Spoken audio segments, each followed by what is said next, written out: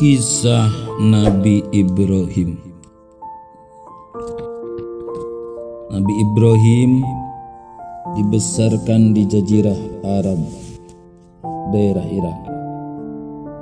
Pada masa itu, bangsa Arab banyak menyembah berhala.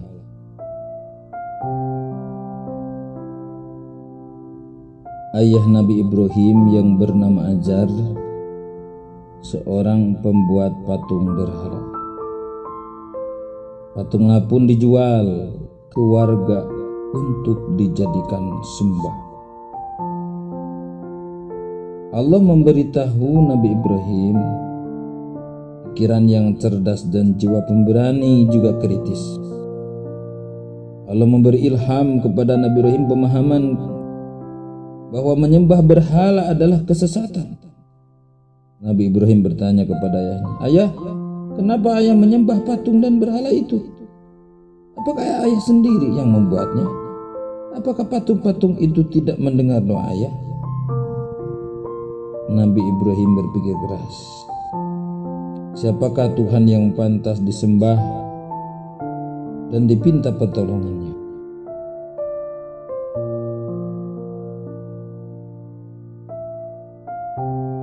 Allah membimbing Nabi Ibrahim untuk memahami Tuhan yang sebenarnya. Mula-mula Allah memperlihatkan bintang di langit yang bercahaya.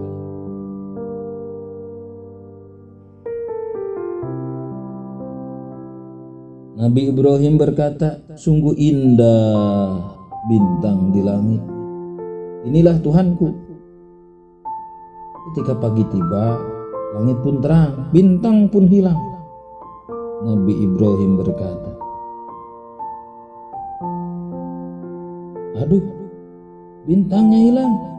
Aku tidak suka Tuhan yang menghilang. Itu bukan Tuhan." Pada malam yang lain, Nabi Ibrahim melihat bulan yang bercahaya sangat menawan. "Wah, sungguh indah. Inilah Tuhanku. Inilah Tuhanku." Ketika pagi datang, bulan pun tenggelam. Kata Nabi Ibrahim, "Ternyata yang ini juga tenggelam. Manakah Tuhanku yang sebenarnya? Kalau tidak memberi petunjuk padaku, pasti aku sesat seperti kaumku." Pada malam yang lain, Nabi Ibrahim melihat matahari terbit bersinar, gemerlap dan terang. "Inilah Tuhanku, Dia yang paling besar." Tapi ketika senja, tenggelamlah matahari itu. "Wahai kaum-kaumku, aku tidak mau menyembah Tuhan-Tuhanmu itu.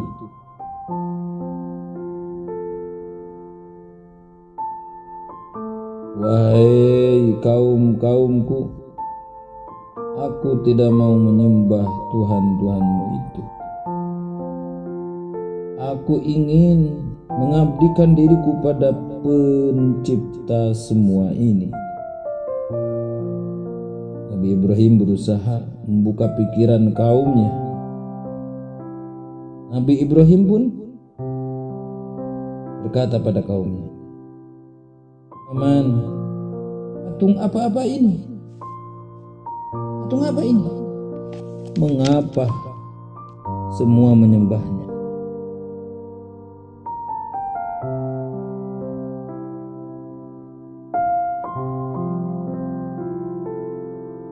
Kaumnya menjawab, "Dari dulu leluhur kita menyembahnya." "Ya benar bapak-bapak, kita pun menyembah semua ini. Kalau begitu, kalian dan bapak-bapak kalian sesat," kata Nabi Ibrahim. "Ah, kamu ini ngomong bersungguh-sungguh atau bercanda?" kata kaumnya. Nabi Ibrahim berkata, "Sebenarnya Tuhan kita adalah pencipta langit dan bumi. Dasar anak muda, lantur, kata kaumnya. Nabi Ibrahim bersumpah dalam hati akan menghancurkan patung-patung berhala itu untuk membuktikan kesalahan mereka.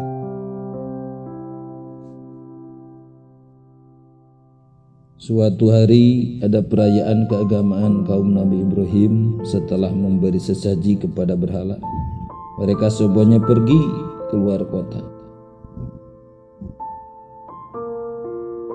Nabi Ibrahim tidak mau ikut rombongan.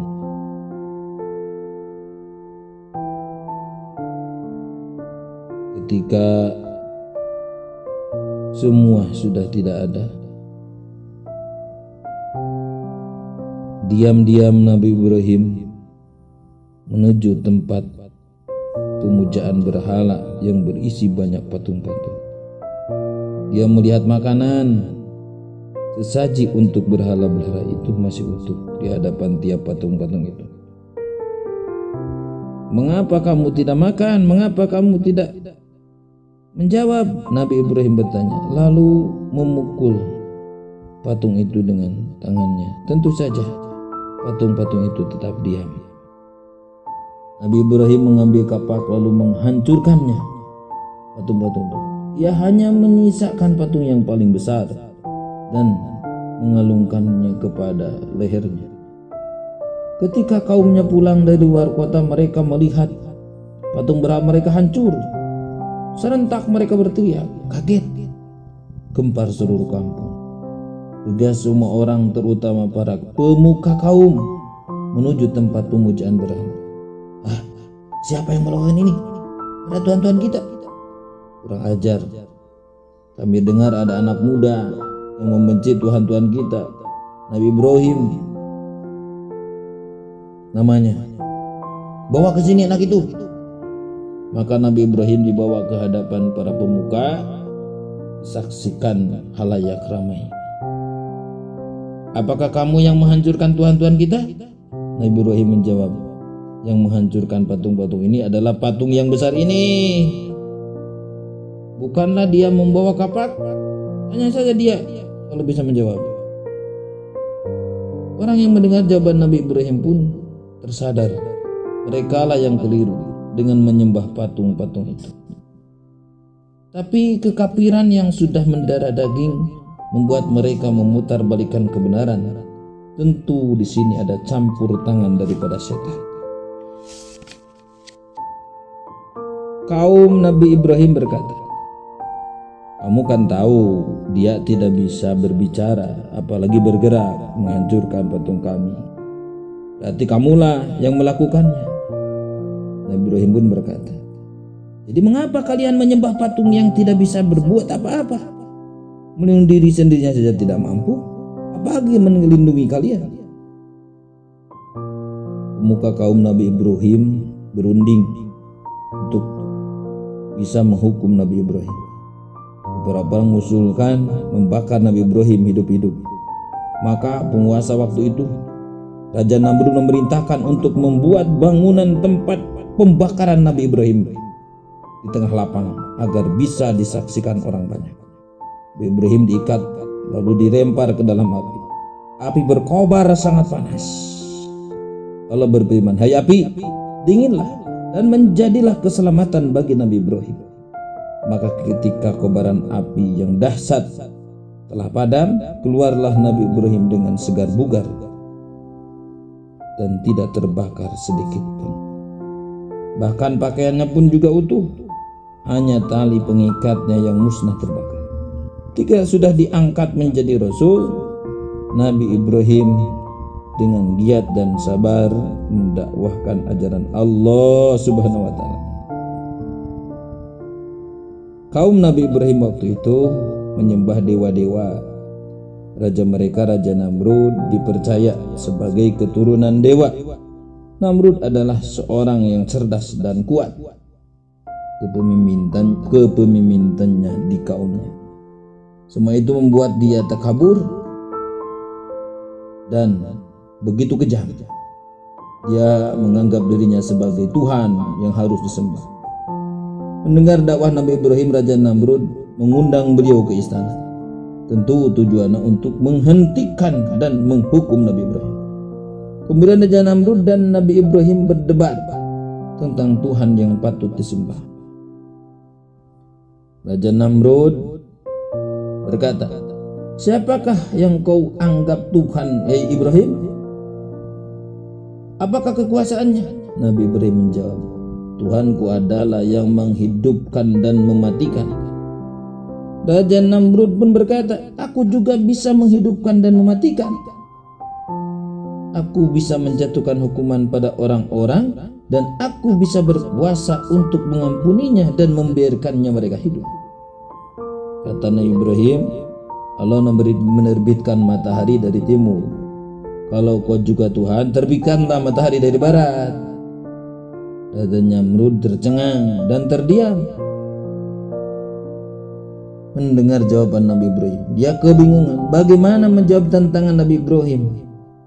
Demikianlah Nabi Ibrahim berdakwah dengan membuka pikiran manusia tentang Tuhan seluruh alam. Pada suatu peristiwa ajaib yang menunjukkan maha kuasanya Allah Subhanahu wa taala, setelah Nabi Ibrahim diangkat menjadi rasul, yaitu ketika beliau bermunajat kepada Allah, "Ya Rabb, perlihat tanda kepada hamba bagaimana Engkau bisa menghidupkan yang mati." Allah setelah berfirman, "Percayakah engkau kepada kekuasaanku?" Nabi Ibrahim menjawab, "Percaya, percaya Tuhanku, tapi hamba ingin hati hamba yakin." Kemudian Allah Subhanahu wa taala berfirman, "Hai Ibrahim, ambillah 4 ekor burung, lalu potong-potong, lalu lemparkan itu burung di setiap atas bukit, satu bagian, lalu panggil mereka, pasti akan datang kepadamu dengan segera." Nabi Ibrahim melakukan yang diperintahkan Allah Subhanahu wa taala, maka benarlah semuanya menjadi satu berdatangan ke Nabi Ibrahim. Maka keimanan Nabi Ibrahim bertambah. Pertama, mantap kepada Allah Subhanahu wa taala. Nabi Ibrahim pun mengajak kepada ayahnya untuk meninggalkan menyembah berhala. "Hai ayah, mengapa ayah menyembah sesuatu yang tidak bisa mendengar dan melihat, serta tidak bisa membuat apa-apa untuk menolongmu? Sedangkan Allah Subhanahu wa taala memberiku ilmu. Ikutilah aku, wahai ayahku, jangan ikuti setan. Aku takut engkau akan kena daripada azab Allah Subhanahu wa taala."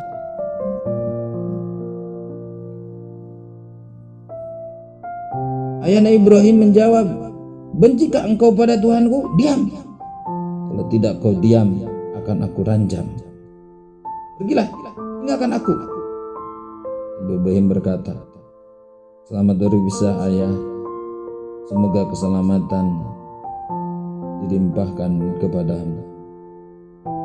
Aku akan memohonkan ampunan dan hidayah untukmu." Nabi Ibrahim pun terus memohonkan ampunan kepada Allah Subhanahu wa taala untuk Azar sebagai ayahnya, sampai kemudian jelas baginya bahwa Azar tidak mau beriman dan terus memusuhi Allah Subhanahu wa taala, sehingga Allah Subhanahu wa taala melarang memohonkan ampunan bagi orang-orang kafir. Setelah terbukti tidak ada yang beriman di antara kaumnya selain Nabi Lut dan sanak sepupu beliau yang jadi istri beliau, Nabi Ibrahim hijrah meninggalkan kampung halamannya di Irak atas perintah Allah Subhanahu wa taala. Beliau menuju Palestina atau Syam bersama istri dan keluarga Nabi Lut. Di Palestina, Nabi Ibrahim terus berdakwah kepada warga sekitar. Sambutan warga Palestina kepada dakwah Nabi Ibrahim sungguh kurang bagus. Akhirnya muncul wabah penyakit di sana atas perintah Allah Subhanahu wa taala. Nabi Ibrahim dan Nabi Lut terpisah Nabi Lut dan keluarganya menuju Sadum di Syam, sedangkan Nabi Ibrahim bersama dengan Bunda Sarah menuju Mesir. Saat itu Mesir diperintah oleh sang raja yang dolim.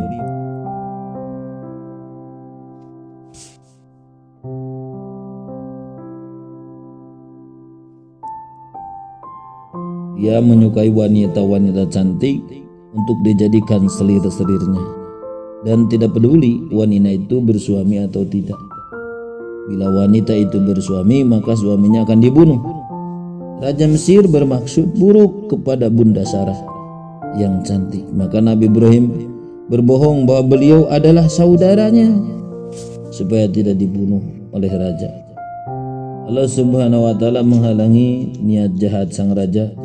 Raja pun mengembalikan Sarah kepada Nabi Ibrahim dan memberi hadiah sebuah pelayan untuk Bunda Sarah, yaitu seorang perempuan berkulit hitam dan cantik yang bernama Hajar, yang kelak akan menjadi istri kedua Nabi Ibrahim. Nabi Ibrahim tinggal beberapa lama di Mesir. Dimanapun Nabi Ibrahim selalu mendakwahkan pengabdian kepada Allah Subhanahu wa taala. Tetapi bumi Mesir bukan tempat yang baik untuk perkembangan dakwahnya. Maka Allah Subhanahu wa taala memerintahkan untuk hijrah kembali ke Palestina.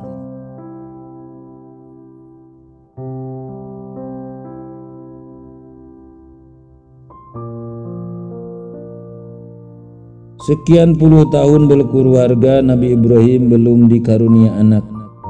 Meskipun tak henti-henti beliau berdoa memohon keturunan dari dirinya. Oh, ternyata mandul dan semakin tua. Bunda Sarah meminta Nabi Ibrahim menikah lagi dengan Hajar, pelayan mereka yang soleha dan setia. Dari perkawinan Nabi Ibrahim dan Bunda Hajar lahirlah Nabi Ismail. Kebahagiaan Nabi Ibrahim dan Ibunda Hajar ternyata membuat tidak nyaman pikiran Bunda Sarah. Ingat akan dirinya yang mandul, membuat pilu hati. Nabi Ibrahim pun menyadari dan memahami tentang situasi ini. Allah Subhanahu wa taala memerintahkan beliau menempatkan Nabi Ismail dan Ibunda terpisah dengan Bunda Sarah. Suatu hari Nabi Ibrahim menyuruh Bunda Hajar untuk berkemas-kemas untuk mengadakan perjalanan jauh.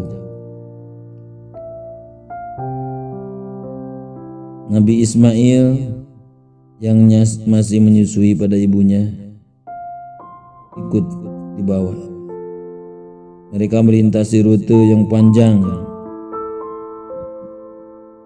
Pada akhirnya sampailah ke suatu tempat yang gersang, tidak ada pohon-pohon dan tempat bernaung.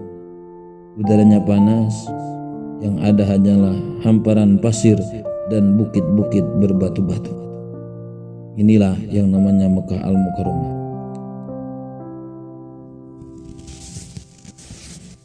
Nabi Ibrahim kemudian turun dari kendaraannya dan menurunkan istri dan anaknya. Tanpa berkata-kata,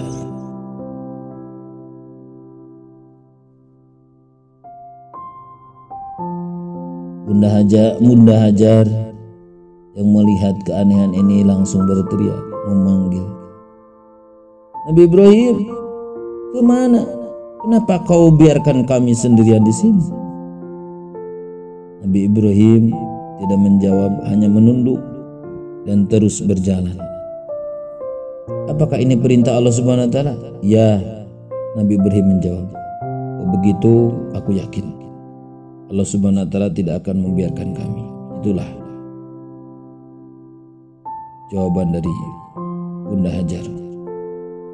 Bunda Hajar begitu sabar dan ridho Nabi Ibrahim pun sebenarnya tidak tega meninggalkan keluarganya di tempat terpencil dan gersang itu.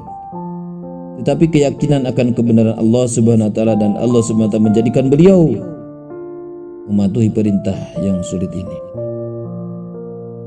Dengan berlinang air mata sambil berdoa, "Ya Allah, aku tinggalkan keluargaku di tempat ini yang dekat dengan rumah-Mu, Baitullah Ka'bah. Mudah-mudahan mereka mendirikan sholat dan manusia senang dan gembira dengan mereka. Dan berikan mereka rezeki buah-buahan supaya mereka bersyukur." Kurang lebih 10 tahun kemudian, sekitaran Ka'bah sudah menjadi ramai.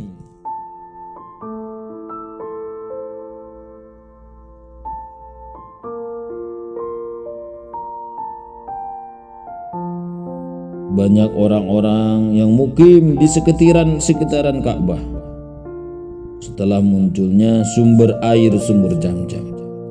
Hajar dan Ismail sangat dihormati oleh segenap orang di sekitar karena dianggap Hajar dan Ismail lah pemilik sumber Zamzam. Ismail tumbuh besar sebagai anak yang santun, tampan, dan sabar.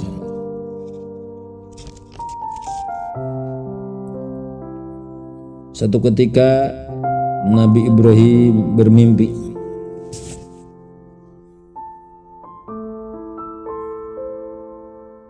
untuk menyembelih anaknya tersayang. Besoknya mimpi lagi bahwa dia diwajibkan untuk menyembelih anak kesayangan. Setelah mimpi yang ketiga, barulah yakin bahwa itu mimpi perintahan Allah.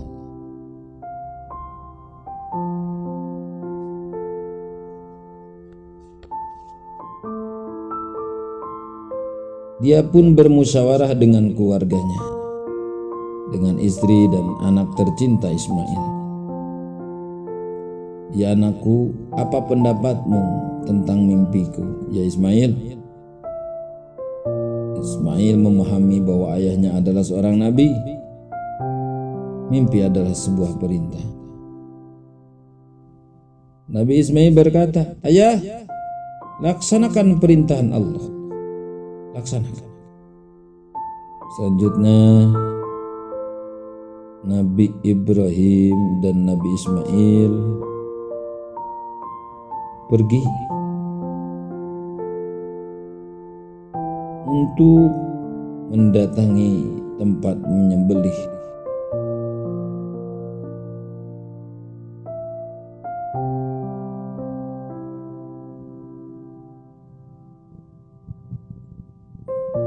Di jalan setan datang menggoda tiada henti. "Ibrahim, apakah tidak sayang pada anakmu?" Nabi Ibrahim tidak bergeming, bahkan melempari itu iblis dengan kerikil-kerikil. Nabi Ibrahim tetap yakin pada Allah Subhanahu wa taala. Sampailah di tempat penyembelihan.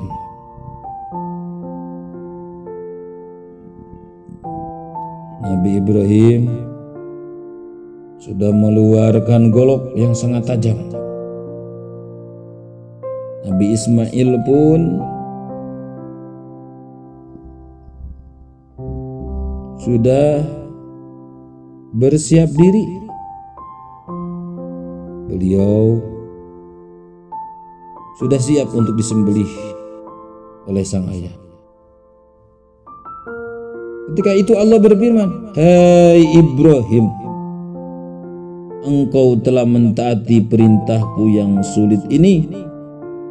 Aku memberi balasan orang-orang yang berbuat kebaikan." Allah mengganti Nabi Ismail dengan seekor domba yang besar. Itulah kemudian yang dijadikan kurban. Sedangkan Nabi Ismail tidak jadi disembelih dan beliau selamat walafiat.